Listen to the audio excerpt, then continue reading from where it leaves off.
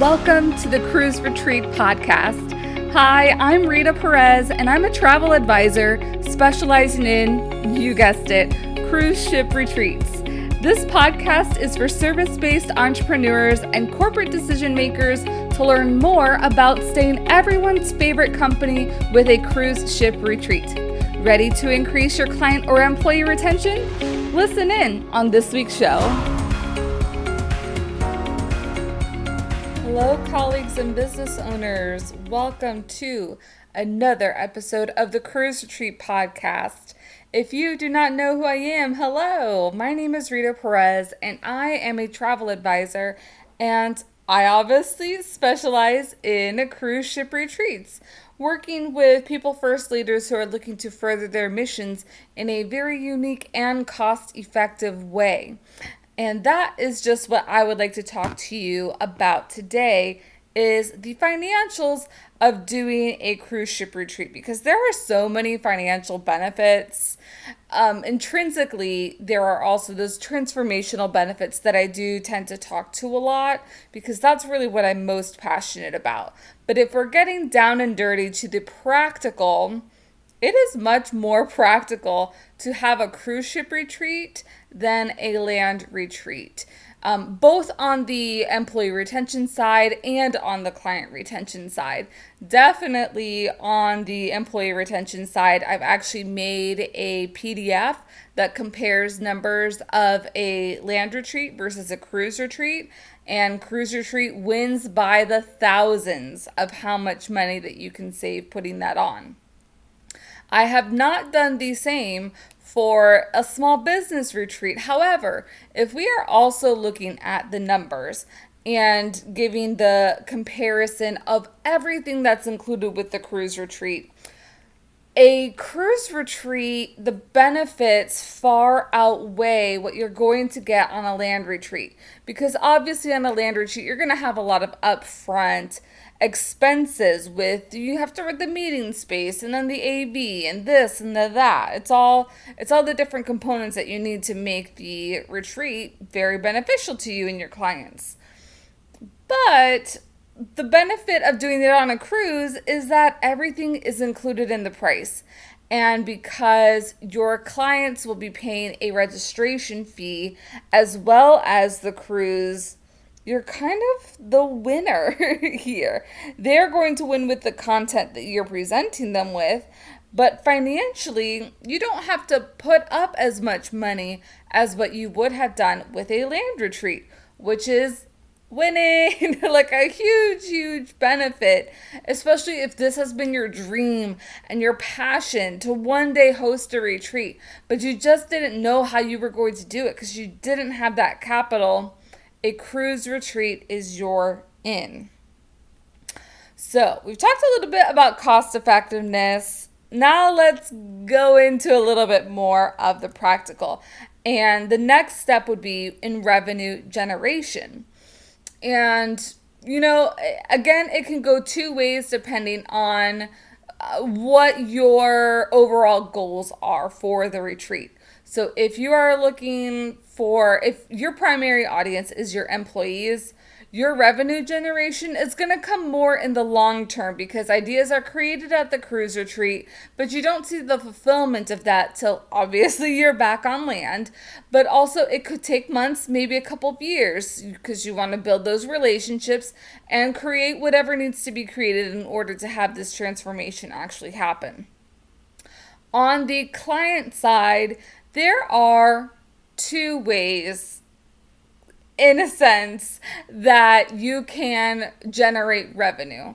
So if you are putting on a program, obviously you're going to be generating revenue from your program.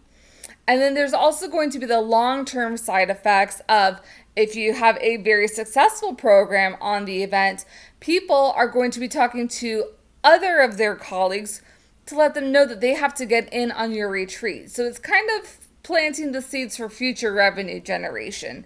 And also, they become more loyal to you, which means they stay on your social media, on your email list, on your contact list. They keep in communication with you.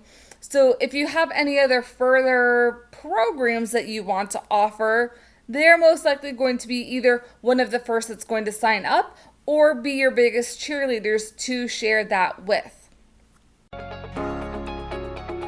Your employees or clients mean the world to you, so why don't you show them the world and a thing or two? If you're ready to take your cruise retreat idea to a working plan, you need the Cruise Retreat Toolkit, filled with calculators, templates, timelines, and more. The toolkit will get you 5 steps closer to your cruise ship retreat, and as a result of the retreat, more dedicated and motivated employees or clients. Grab it now at cruiseretreattoolkit.com and save $20 with the code podcast. On the other side of that, there is, if you do not want to have an educational program and you want the destination and the cruise to be the actual education, so you're furthering this, and this is where I start thinking about my river cruises.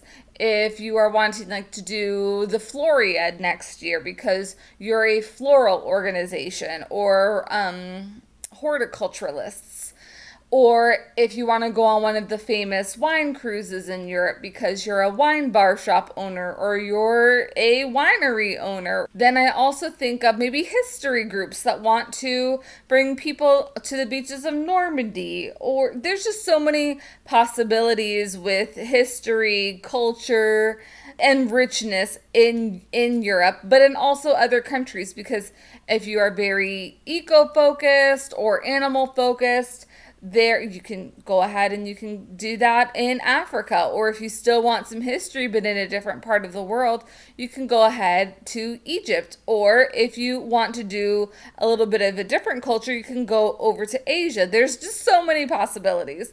So anyways, but this component is more of a joint venture partnership where you would have some financial benefits for hosting your group. There wouldn't necessarily be a registration because you're not teaching anything. But again, this helps to increase the bonds and the relationships with your current clients. Your current clients may want to bring additional people who are not your current clients. And it just helps spread that good word and the good juju of how awesome of a business you are to set up this trip for your clients. I mean, just the possibilities are endless with what can happen in regards to returns for your company. So those are kind of the immediate / long-term revenue generators that can happen because of a cruise retreat. So cruise retreats are more cost effective. They generate some revenue. And then our last financial implication, and the reason that this episode was inspired was because of a posting that the Legal Paige recently had about the tax benefits of hosting a work trip.